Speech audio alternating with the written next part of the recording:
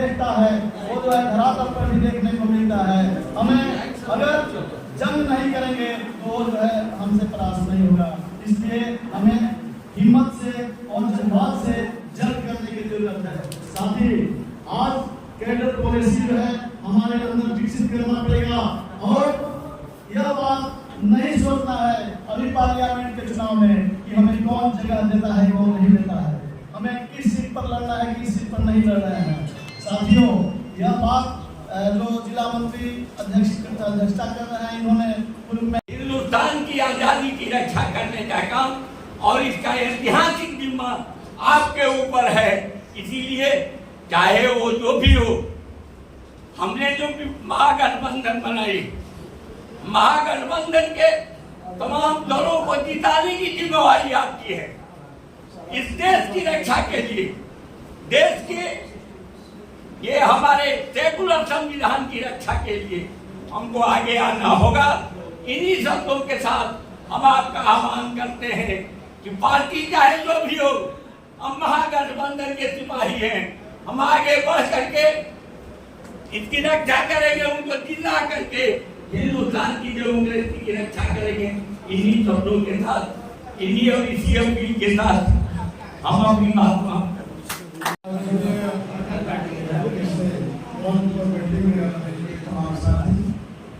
और सभी मंत्रालय से आए हुए तमाम जनतागण और हमारे छोटे भाई, हमारे पार्टी की तरफ से, भगवान कमेटी अटल कमेटी की तरफ से आप लोगों को लाल सलाम पेश करता हूँ। जहिया से फाइनल हुआ है, दुख तो है, लेकिन मोदी को हराने के लिए उस दुख को मिटा करके हम अपने काम में लगे हुए हैं। इतना ही करके अपने बालों को विराम देता हूँ। जय हिंद, लाल सलाम। अंतिम होगा यदि नरेंद्र मोदी की सरकार इस देश में पुनः बन गई तो। इसलिए हमें गौर करने का जरूरत है, क्योंकि हम जनता से सरोकार रखते हैं और जन सरोकार रखने वाले को ही जनता और देश से प्रेम रहता है। बाकी पूंजीवादी पार्टियां तो जो है कभी इधर से खुलकर उधर से खुलकर उधर, वो अपना जगह जो है निश्चित रूप से जो है हासिल कर सकता है। लेकिन हमारे लिए यह जो है एक संघर्ष होना चाहिए और आज कार्यकर्ता मीटिंग से कस के आगे बढ़ने की आवश्यकता है। बहुत बहुत धन्यवाद आप साथियों। साथियों, पहले ही आपसे कहा कि महागठबंधन के तमाम पार्टी के अध्यक्ष सचिवों को सूचित किया गया है। उसी कड़ी में आपके बीच मार्क्सवादी कम्युनिस्ट पार्टी के जिला सचिव साथ ही सत्येंद्र कुमार मिश्र जो एडवोकेट भी है, आपके बीच मौजूद है। मैं उनसे आग्रह करूंगा कि आप एक कार्यक्रम को संबोधित करें। साथी अध्यक्ष जी, इस भारतीय कम्युनिस्ट पार्टी के राज्य सचिव मंडल सदस्य राम मौलूदा, उपस्थित हमारे राज्यन श्री तिवारी जी, विजयशंकर सिंह जी, हमारे गुरु शंभू शरण सिंह जी एवं सीपीआई के विभिन्न ब्रांचों से आए हुए कार्यकर्ता साथियों, मैं भारतीय कम्युनिस्ट पार्टी मार्क्सवादी की तरफ से आप लोगों का क्रांतिकारी अभिनंदन एवं अभिवादन करता हूँ। साथियों, आज हमें एक तय करना है कि हम कहाँ हैं और कहाँ जाना चाहिए। हम लोग जो है कुछ आज की परिस्थिति में जो आज युद्ध के समान परिस्थिति है, इसमें वामपंथी पार्टियों का यह दायित्व बनता है कि इस युद्ध में जो है चाहे जिसके भी हम रथ को आगे बढ़ाना चाहते हैं, उस रथ का हमें जो है कीचड़ से निकालने का काम हमें करना है। क्योंकि आज देश की जो परिस्थिति है, इस देश के इस परिस्थिति से उन लोगों का जो है कोई सरोकार नहीं है। उन्हें एमपी और एमएलए बनने से सरकार है, लेकिन हम भारतीयों के ऊपर जवाबदेही है देश का रक्षा और इस देश के अंदर समाजवाद का रक्षा कैसे किया जा सके। त्रिपुरा में विधानसभा का चुनाव हो रहा था, उस समय में आरएसएस के प्रमुख मोहन भागवत ने जो है कहा था कि हमारा नंबर 1 दुश्मन कम्युनिस्ट है। जायसवाल जी को आमंत्रित करते हैं कि वे संबोधित करें।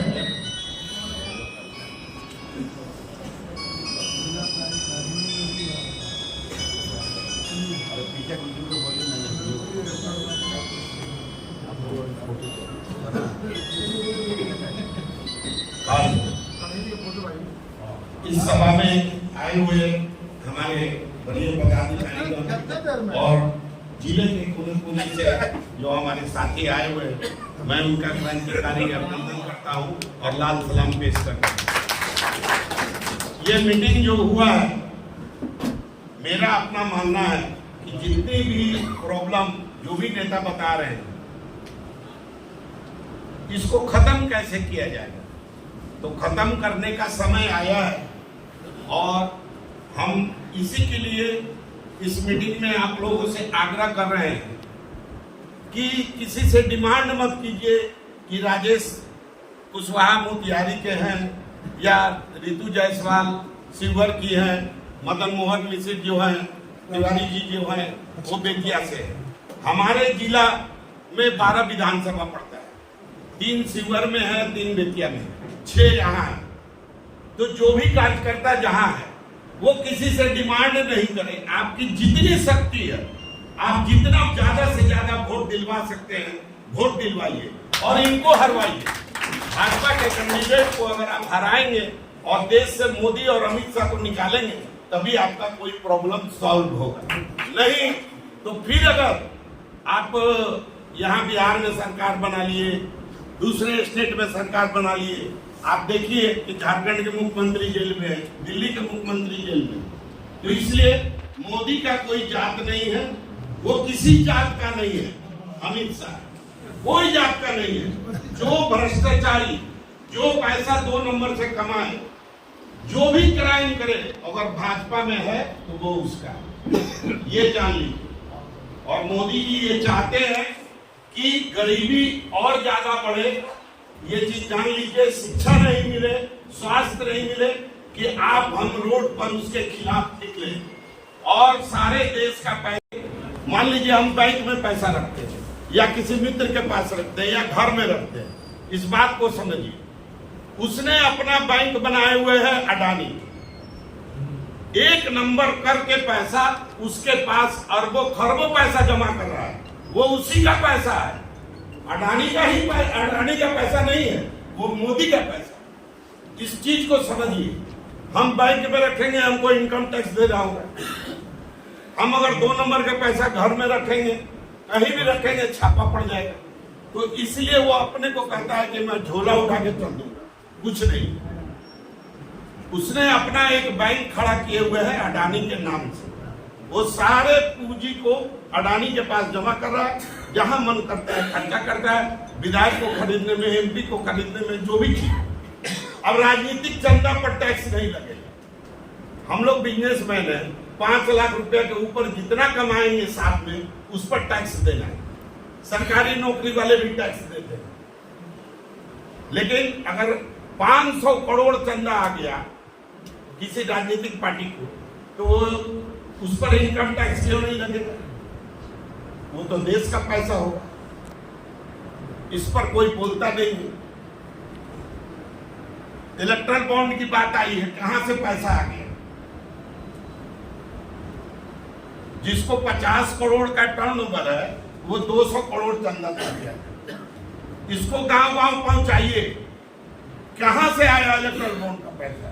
ये सब स्विस बैंक का पैसा है, जो कि उन्होंने उठाया है और उसको अपने यहां मंगाने का ये तरीका है। तो इसलिए मैं फिर आग्रह करूंगा कि कोई किसी कैंडिडेट को ये नहीं कहे कि राजेश जी हमारे यहाँ नहीं है, रितु जायसवाल हमारे यहाँ नहीं है, मदन मोहन मिश्र तिवारी जी हमारे यहाँ नहीं है। हमको महागठबंधन के प्रत्याशी को हर हाल में जिताना है, चाहे जिस तरह हो। आपके पास 200 रुपया है, आप 200 खर्चा कीजिए, हमारे पास 2 लाख रुपया है, हम 2 लाख रुपया खर्चा करें और महागठबंधन के प्रत्याशी को जिताने का संकल्प लें। बस यही